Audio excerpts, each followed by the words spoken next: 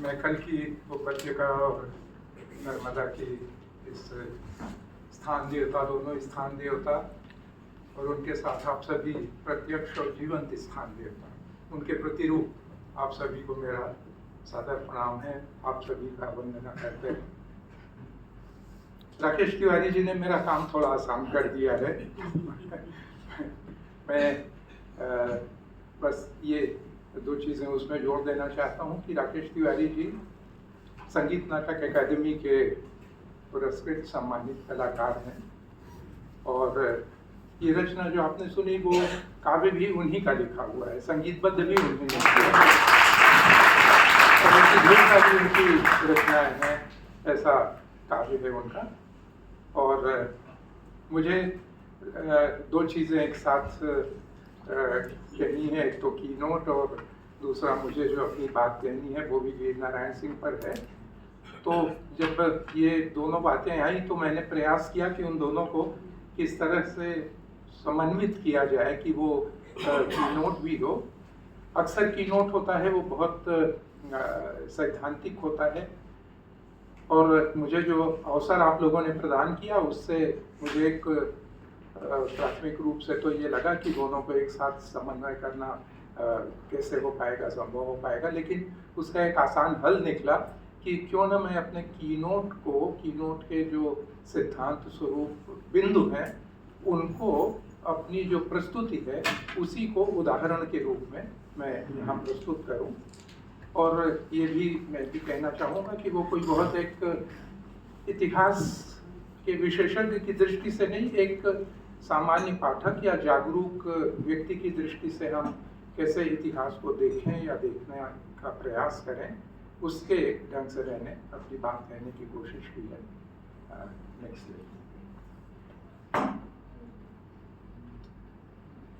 जब हम रिविजिटिंग की बात कहते हैं तो ये चीज़ें आप ध्यान रखिए कि हम कब से कब किन्हीं चीज़ों को पुनर्संयोजित करने का प्रयास करते हैं इतिहास में। ये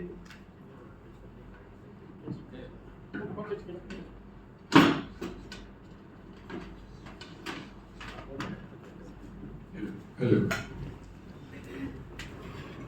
देखिए, कुछ स्थितियां हैं जब हमको इतिहास के पुनर्संयोजन की रिविजिट की आवश्यकता होती है। सबसे पहले ये जो मेरे युवा साथी हैं शायद उन सब के लिए ये बात थोड़ी अधिक आवश्यक है और बाकी सभी यहाँ वरिष्ठजन हैं उनके लिए तो एक ऐसा दुहराव है कि उसमें शायद कोई मैं अलग या नई बात नहीं कह रहा हूँ, लेकिन विद्यार्थी अगर युवा साथी हमारे ध्यान देंगे तो उनके लिए उपयोगी हो सकता है।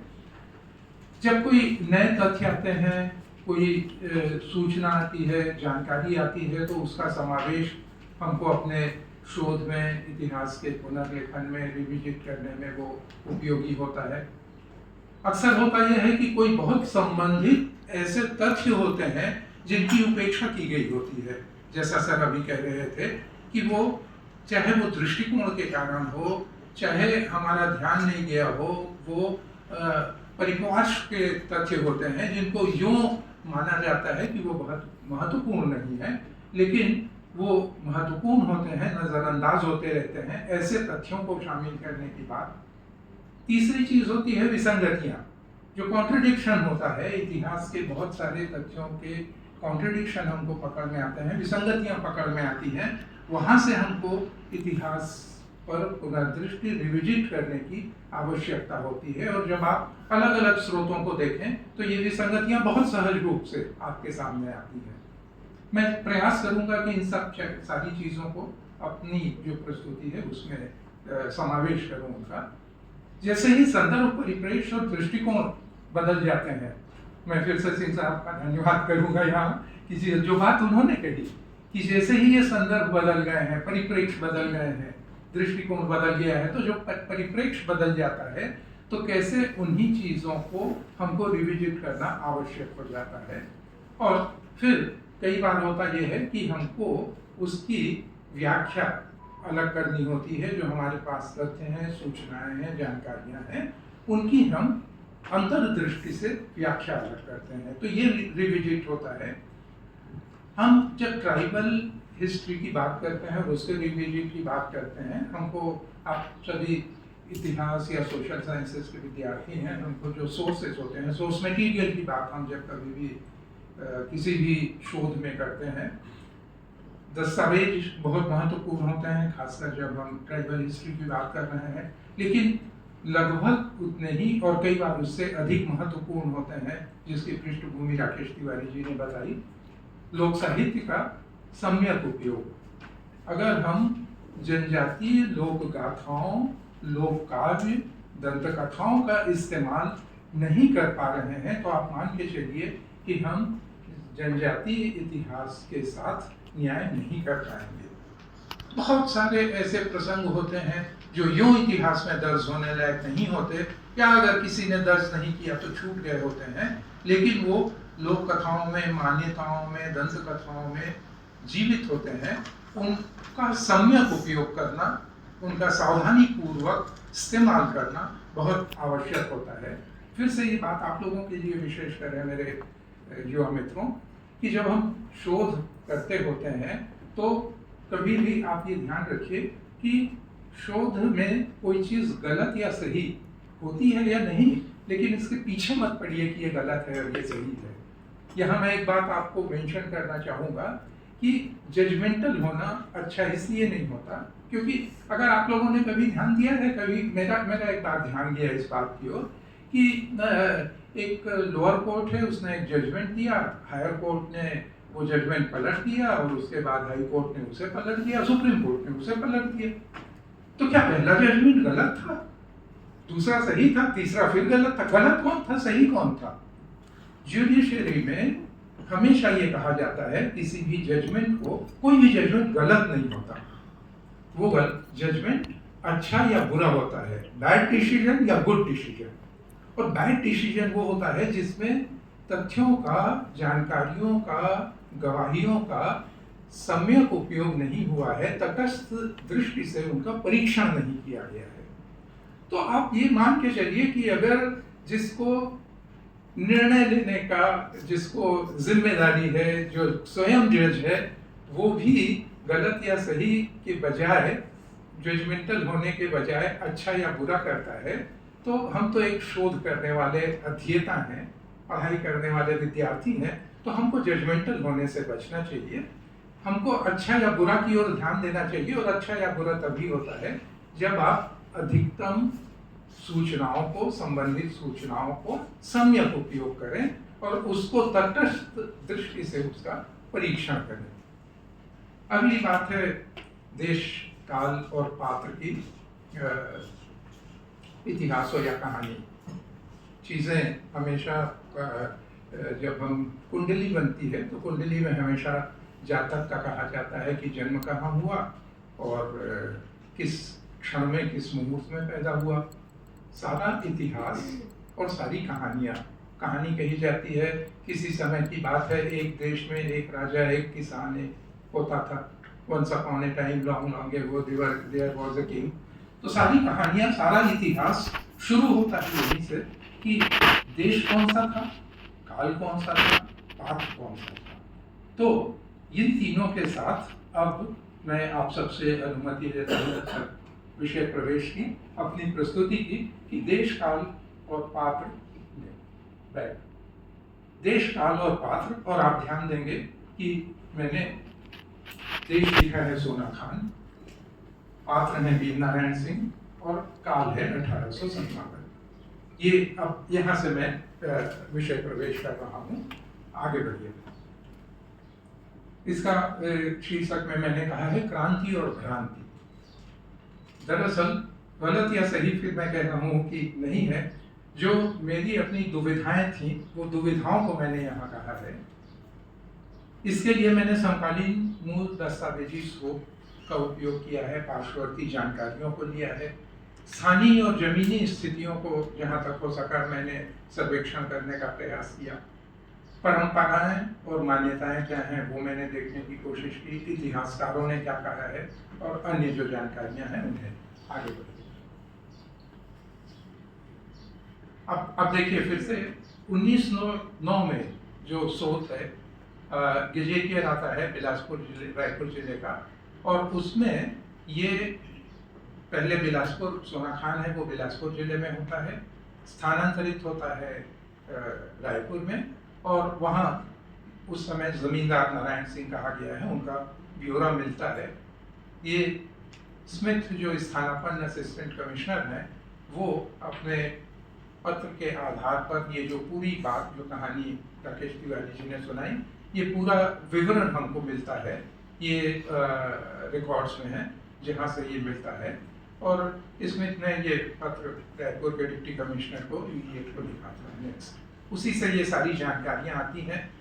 दस्तावेजों पे जाएं तो 3 सबसे महत्वपूर्ण दस्तावेज हैं, जो तीनों का जिक्र मैंने यहाँ किया है। पहला नारायण सिंह की गिरफ्तारी, दूसरा फांसी का आदेश, और उसका एग्जीक्यूशन, वो फांसी लग जाने का क्रियान्वयन, ये 3।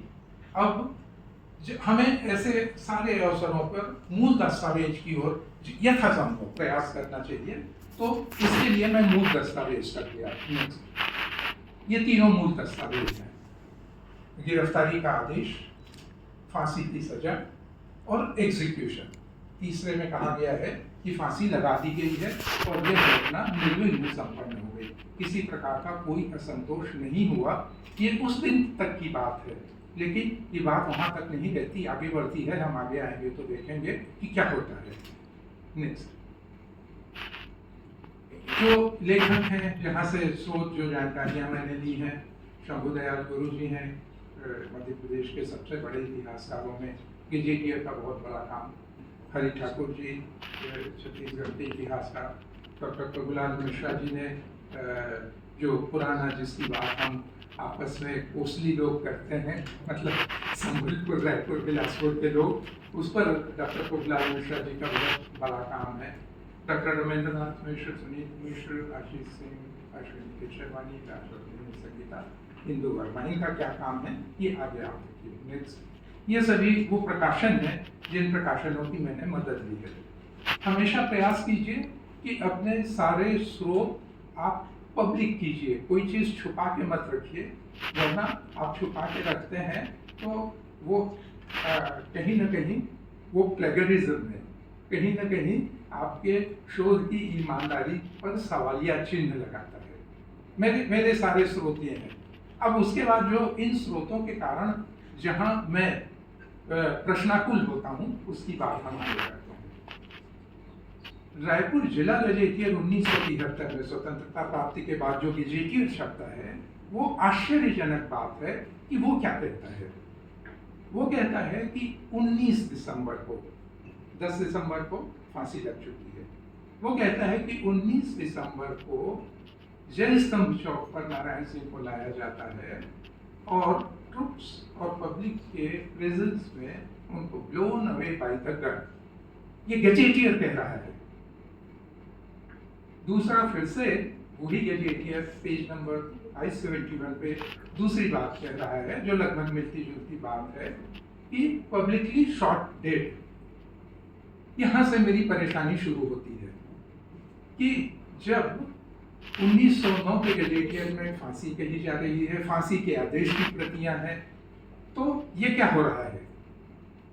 1973 के गजेटियर में हर जगह 1909 के गजेटियर को कोट किया गया है, रेफर किया गया है। तो मैं गलत या सही फिर नहीं कहता, मैं तो इसके पीछे जाने की कोशिश करता हूँ कि ऐसा हुआ क्यों होगा। तो मुझे लगता है हुआ इसलिए होगा कि एक चैप्टर की जिम्मेदारी एक के पास, दूसरे की दूसरे के पास है। आप मैटर कलेक्ट करो, आप मैटर कलेक्ट करो, आप मैटर, जिसे जो मिला वो, और फाइनल कंपाइलेशन के समय शायद एडिटर की निगाह से ये चूक किया। तो अब ये हमारी जिम्मेदारी है कि हम रिविजिट करें और उस पर पॉइंट आउट करें। नेक्स्ट, अब ये देखिए, फिर वो जो प्रॉब्लम हुई थी, उस प्रॉब्लम ने दूसरा संकट पैदा किया। वो संकट पैदा किया कि जब 1987 में, इतने दिन बीत चुके हैं 73 के बाद, तब तक वो चली आ रही है बात, और वो बात चली आ रही है। डाकतार विभाग ने एक डाक टिकट जारी किया जिसमें वीर नारायण सिंह को तोप के सामने बांधकर तोप से उड़ाए जाने की बात कही गई और ये डाक टिकट इशू हो गया। फिर एक परेशानी होती है, क्यों हमारे इतिहास को रिविजिट करने की ज़रूरत है। मैं इस पूरे विषय को, मुझे लगता है कि अब एक बार मैं यही धन्यवाद दे देता हूँ कि रिविजिट करने का कीनोट पढ़ने को मुझे दिया। मैं अनजाने ही पिछले 1 महीने से तैयारी कर रहा था कि शायद मैं कीनोट पढ़ूँ। नेक्स्ट, अब देखिए फिर कहाँ दिक्कत हो रही है। वीर नारायण सिंह का चित्र की बात आई। अब अभी फिलहाल संग्रहालय बन रहा है। चित्र की बात आई और ये कहा गया कि बहुत शोध करके, बहुत सारे सर्वेक्षण करके उनका हुलिया जाना गया, उनका ड्रेस एंड अटायर जाना गया और कलाकारों की मदद से दिन रात एक करके उनका एक चित्र बनवाया गया। ये जब चित्र बनवाया गया 80s की बात है, तब से ये पॉपुलर है। तब इंटरनेट का उतना जमाना नहीं था, लेकिन अब इंटरनेट के ज़माने पे मेरे सारे युवा साथी देख सकते हैं कि दरअसल जो वीर नारायण सिंह के नाम पे प्रचलित चित्र है, वो चित्र राजस्थान के ठाकुर नारायण सिंह जो इंटरनेट पे उपलब्ध है वो कॉपी करके बना दिए गए।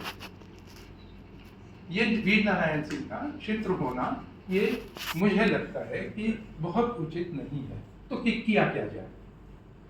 संग्रहालय बन रहा है, किया ये जा सकता है कि वीर नारायण सिंह के, अब बहुत आसान है, वीर नारायण सिंह के वंशज हैं, उन वंशजों में से 10 वंशजों का चित्र लीजिए, सारे को एक साथ मिलाइए और AI को एक कमांड दे दीजिए कि इन 10 को मिलाकर एक चेहरा कैसा बनता है। वो आपको वीर नारायण सिंह की और उनके बारे में जो इंफॉर्मेशन है वो डाल दीजिए, वो आपको एक बहुत बढ़िया वीर नारायण सिंह की तस्वीर दे देगा। इस जगह हमको AI का इस्तेमाल करना चाहिए, उसका क्रिएटिव इस्तेमाल करना चाहिए। नेक्स्ट, देखिए समस्याएं कैसे बढ़ती जा रही हैं, समस्याएं सुलझ नहीं रही हैं। एक वीर नारायण सिंह का क्षेत्र और ये भी भारत गाथा मंदिर है। भारत गाथा मंदिर जो वीर नारायण सिंह बताता है, मुझे तो ऐसा लगा कि अगर जिस व्यक्ति को चित्र को वीर नारायण सिंह कहा जा रहा है, उसके हाथ में अगर गुलाब का फूल दे दें तो वो यहाँ बन जाएगा। ऐसा मुझे लगा। हम लोग बचपन में अपनी इतिहास की किताबों में पढ़ा करते थे। और फिर एक नारायण सिंह जो अभी सबसे ताज़े नारायण सिंह हैं, वो ताज़े नारायण सिंह ये हैं। अभी इस वर्ष जब दिसंबर में कार्यक्रम हुआ तो अखबारों में पूरे पेज का जो विज्ञापन आया था उसमें वीर नारायण सिंह जी की ये तस्वीर आई थी। नेक्स्ट, गलत या सही कोई नहीं है, ये मेरी दुविधाएं हैं, मेरे भ्रम में पड़ने का संकट है। उस संकट में आप सभी को सौंप के मैं थोड़ा सा हल्का होना चाहता हूँ। सिंपल। देखिए फिर एक मुश्किल आती है, ये मुश्किल आती है कि खबर छपती है कि जय स्तंभ चौक पर वीर नारायण सिंह को फांसी दी गई थी, 6 दिन बाद उनका शव उतारा गया था। Exclusive news. और इस एक्सक्लूसिव न्यूज़ में मैं मेंशन करना जरूरी मानता हूँ कि जो उल्लेख किया गया है वो डॉक्टर रमेंद्र नाथ मिश्र जी का उल्लेख किया गया है। मैंने उनसे फ़ोन किया कि सर आपके नाम से ऐसी बात छपी है, इसका कोई स्रोत है क्या, आपने ऐसा कहा है क्या? स्वाभाविक है, उन्होंने कहा कि कोई कन्फ्यूजन है। नेक्स्ट, अब इन सब के कारण जो मैं कहता हूं कि उन संदर्भों की खोज करने की कोशिश करें जो पार्श्ववर्ती संदर्भ हैं, जिनसे हम शायद किसी तथ्य के करीब पहुंच सकते हैं। जहां तक मेरी जानकारी है, कभी इस बात का प्रयास नहीं किया गया कि वीर नारायण सिंह को कैद हुई थी तो वो कहाँ हुई थी, क्या वो बिल्डिंग अभी एग्जिस्ट करती है? और मैं रायपुर के लोगों से, पुराने दस्तावेजों से मैंने प्रयास किया, तो जो डीके हॉस्पिटल मंत्रालय हुआ करता था उसके पीछे जो हेल्थ डिपार्टमेंट का ऑफिस है अभी भी, उससे लगा हुआ ये बैरक है, ये बैरक है, ये पुरानी जेल है। और जैसा मान्यता है, बताया जाता है कि यही वीर नारायण सिंह कैद हुए थे। पहली चीज। दूसरी चीज कि पुराना सर्किट हाउस जो वर्तमान में अभी राजभवन है, वो राजभवन का चौराहा है, तो राजभवन का चौराहा है, तब के राष्ट्रपति यानी जैल सिंह जी ने ये स्थापना की थी इसकी। उस चौराहे को वीर नारायण सिंह स्मारक चौराहा कहा जाता है। ये रेलेवेंट फैक्ट्स हैं, इसलिए मैंने इसमें मेंशन किया है। नेक्स्ट, यहाँ आके फिर एक बहुत रोचक चीज जो जनजातीय इतिहास के लिए आवश्यक होती है, उनके वंशज हैं दीवान राजेंद्र सिंह। दीवान राजेंद्र सिंह की हस्तलिखित एक तरह से कहिए कि अभिकथन है, वो अभिकथन प्रकाशित है। वो अभिकथन वो क्या कहते हैं आप पढ़ सकते हैं। ये अभिकथन को पढ़ते हुए मुझे एक बात जो ध्यान में आई कि जब हम इतिहास के दस्तावेजों की और फैक्ट की बात करते हैं तो वो इतिहास जाके ये देखिए, ये इतिहासकार नहीं है, लेकिन वो कितनी सावधानी से या ईमानदारी से वो दो बात कह रहे हैं। वो कह रहे हैं कि जो बात मैं कह रहा हूँ वो किंवदंती के अनुसार है। वो दावा नहीं कर रहे हैं, वो इतिहास नहीं बता रहे हैं, वो खुद स्वीकार कर रहे हैं कि ये किंवदंती के अनुसार है। और इसके बाद भी जो बहुत पढ़े लिखे लोग हैं और बात को ले उड़ने वाले लोग हैं, वो इस बात को लेके न उड़े, इसके लिए वो फिर से सावधान करते हैं। मैं उनके इन वंशज के माध्यम से वीर नारायण सिंह के प्रति श्रद्धांजलि अर्पित करना चाहता हूँ कि वो कहते हैं मैंने अपने पूर्वजों के मुंह से सुना था।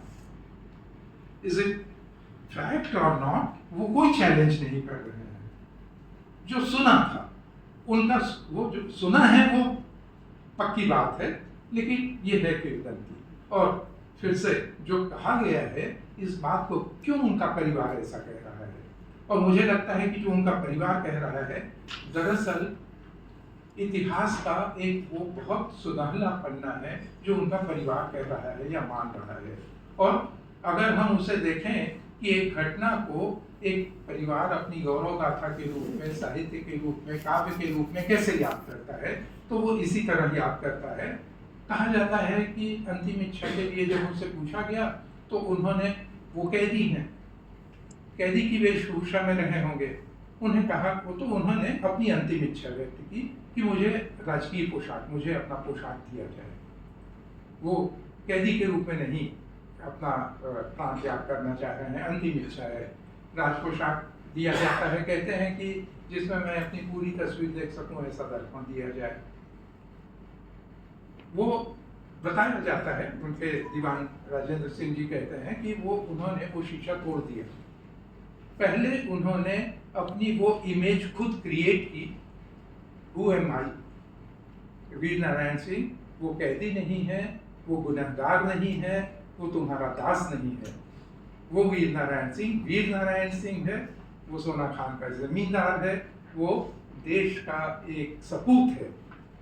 ये छवि वो बनाते हैं, और वो इस बात को कि वो छवि, तुम अंग्रेज हमको गुलाम बना सकते हो, हमारी छवि को तुम नहीं बिगाड़ सकते।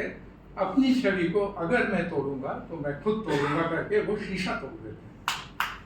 और शीशा तोड़ने के बाद वो, और न तुम मेरी जान ले सकते हो, और उसी टूटे शीशे से अपना गला काट देते हो। क्या सुंदर कविता है, जो परिवार की मान्यता है। तो हम इसके तथ्य पे मत जाए कि नहीं ऐसा नहीं हुआ था, अंग्रेज तो नहीं लिखते, उसके डॉक्यूमेंट में तो ऐसा नहीं है। डॉक्यूमेंट अपनी जगह है, वो डॉक्यूमेंट का अपना महत्व है, लेकिन इस भावना को जो झुठला दे, वो डॉक्यूमेंट है। और ये भावना है, वो उसमें इतिहास की वो संवेदना है, जिस संवेदना का सम्मान करना। जब भी हम हिस्ट्री रिविजिट करते हैं, अगर हम इन भावनाओं का सम्मान नहीं कर पाते, हमारा सारा इतिहास झूठा हो जाने वाला है। हमको इन सभी भावनाओं का सम्मान करना होता है। और फिर कहा जाता है कि मृत्युपरांत फांसी पे भी लटकाया गया, चूंकि फांसी का आदेश था। कहा जाता है कि वो तो अंग्रेज बहादुर हैं, वो तो बड़े कानून और न्याय के वो होते थे, तो फांसी का आदेश है तो भले गला काट लिया, फांसी पे लटकाया गया। और फिर ये विद्रोह फैले ना, इसके लिए उन्हें तोप से उड़ाया गया कि वो टुकड़े टुकड़े हो जाएं। ये उनका कथन है, और ये इसमें मेरी व्याख्या है, आप इसे माने या न माने। नेक्स्ट। एक दिक्कत फिर से आती है, वो दिक्कत आती है कि प्रधानमंत्री युवा पुस्तक माला के नेशनल बुक ट्रस्ट ने जो किताब छापी है, उसके पेज 70 पर यह कहा गया है कि वीर नारायण सिंह का उस पर डाक टिकट छत्तीसगढ़ सरकार ने 1987 में जारी किया था। ये प्रधानमंत्री युवा पुस्तक माला, जिसके मेंटोर हैं, जिसको प्रधानमंत्री के कार्यालय का अप्रूवल है और जिसको नेशनल बुक ट्रस्ट के सम्मानीय सभी संपादकों ने जांचा है, उसमें ये तथ्य आता है। और दूसरा तथ्य आता है कि माखन, इसलिए कभी जब तक आप पैरेलल सोर्सेस को न चेक करें, किसी चीज़ को गलत या सही न माने, शुद्ध अशुद्ध माने और पैरेलल फैक्ट्स को जरूर देखें। और ये कहा जाता है कि माखन बनिए का गोदाम कसडोल में था।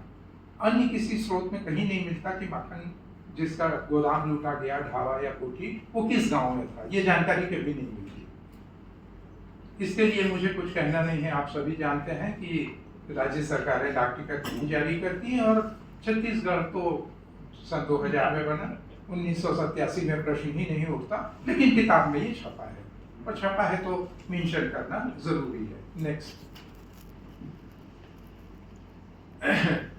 मेरी सारी जिज्ञासाएं यहाँ आती हैं। यहाँ आती हैं तो मैंने देखा कि जेल कौन सा था, फांसी कहाँ दी गई होगी। माखन की बात होती है तो माखन के कोई वंशज थे कि नहीं थे। अगर वंशज थे तो माखन कौन था।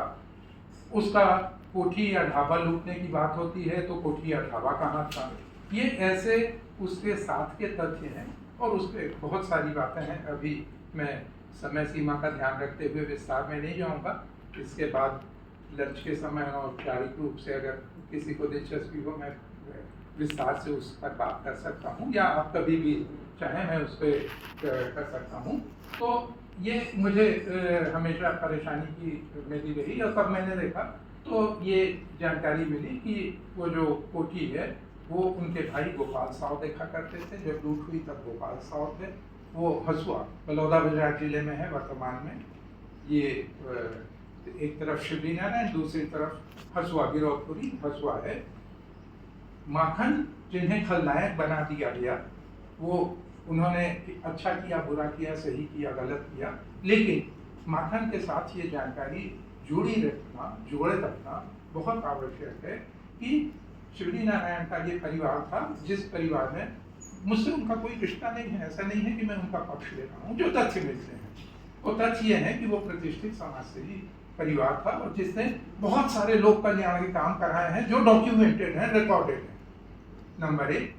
नंबर 2 की जो प्रसिद्ध छत्तीसगढ़ के कवि हैं पंडित शुक्लाल पांडे, वो माखन साव की प्रशंसा करते हैं।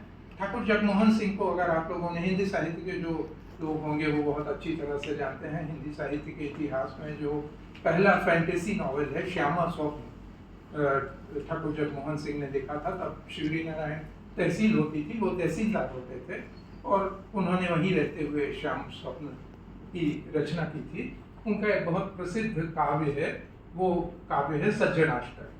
शिवरी नारायण के कौन से 8 सज्जन लोग हैं, उन 8 सज्जन लोगों में माखन साव का वो जिक्र करते हैं। मेरा ये सोचना है कि माखन का जिक्र आता है तो थोड़ा माखन पे भी खोजबीन कर लेनी चाहिए कि कौन थे। वीर नारायण सिंह महान थे, उनकी महानता पे तो कोई बात ही नहीं है। और ये सब देखते हुए मुझे लगा कि, और आप अगर ध्यान से पढ़ेंगे जो तथ्य मिलते हैं कि माखन साव और वीर नारायण सिंह के बीच का रिश्ता था, वो रिश्ता कहीं न कहीं ठीक उसी तरह से था जो बंदर बांट बिल्ली वाली कहानी है, उस तरह का था। और उसमें अंग्रेज सरकार फैसला करने आते हैं और फैसला करने आके दोनों को गलत ठहराते हैं और अपना लाभ वो लेते हैं। ये आप पूरा अगर बारीकी से ध्यान से पढ़ें तो मैं जहाँ तक पहुँच पाया, मेरी समझ इतनी बनी है। नेक्स्ट। जिस बात को मैं कह रहा था कि जो माना जा रहा था कि ये सारी चीज़ें खत्म हो गई हैं और शांतिपूर्वक संपन्न हो गया है, और एक बहुत महत्वपूर्ण प्रसंग जो उपेक्षित रहता है वो प्रसंग ये है कि वीर नारायण सिंह को एक फांसी हुई थी। हनुमान सिंह हैं, इसके रिएक्शन में सार्जेंट मेजर सिडवेल की हत्या कर देते हैं। 22 जनवरी को हनुमान सिंह फरार हो जाते हैं। 22 जनवरी को उनके 17 विद्रोही साथियों को एक साथ फांसी, एक साथ इतनी बड़ी संख्या में फांसी दिए जाने की कम घटनाएं हैं, ऐसा नहीं कि नहीं है, लेकिन कम घटनाएं हैं। और उनमें से एक छत्तीसगढ़ की घटना है जिसकी बहुत कम चर्चा होती है। एक इस संदर्भ में मैं विशेष रूप से उल्लेख करना चाहूँगा, उससे भी ज़्यादा उल्लेखनीय है कि मैंने बहुत प्रयास किया, इतिहासकारों से पूछा, मेरा सीधा विषय नहीं है, मैं तो दुविधा में पड़ा, विसंगतियों को देखा, इसलिए मैंने इस विषय को समझने की कोशिश की और अभी भी समझने की कोशिश कर रहा हूँ। मैं अभी तक के अपने सारे पूरे प्रयास के बाद अपनी असफलता सार्वजनिक रूप से स्वीकार करता हूँ आपके सामने कि इन सभी 17 में से किसी एक का भी उत्तराधिकारी मैं अभी तक नहीं खोज पाया हूँ।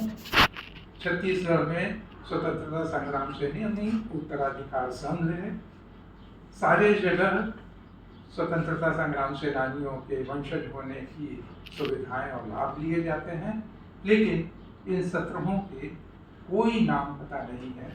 ये हमारे इतिहास के प्रति, हमारे अपने गौरव गाथा के प्रति, अगर हम वीर नारायण सिंह के प्रति कोई अपनी भावना प्रकट करते हैं, मुझे लगता है कि उनके जयकारे के साथ अपने ऊपर, आप ये नहीं कह रहा हूँ, अपने ऊपर मुझे शर्म आती है कि इन 17 के बारे में कुछ नहीं जानते, कुछ भी नहीं जानते, किसी वंशज को नहीं जानते। मेरे इस सारे प्रयास के पीछे भावनात्मक रूप से इन 17 को न खोज पाने की अपनी असफलता है। अपनी असफलता आपके सामने विनम्रतापूर्वक स्वीकार करता हूं। आप सभी का आभार, जो उपलब्ध मूल स्रोत थे, प्राथमिक स्रोत थे, जहाँ दुविधाजनक स्थितियाँ मिली, वही मुझे इस प्रेजेंटेशन को तैयार करने का आधार बनी। इसलिए जिन्होंने मुझे भ्रम में डाला उनका सबसे ज़्यादा आभार है। तो तुलसीदास का कोई पद है, मुझे याद रहता नहीं है, वो सब भी जो वंदना करते हैं, इसी तरह जो भ्रम पैदा करते हैं उनकी ज़्यादा वंदना करना आवश्यक होता है। सूक्तियाँ तो बहुत सारे लोग सुनाते रहते हैं। आप सब लोगों का, इस संस्था का और आप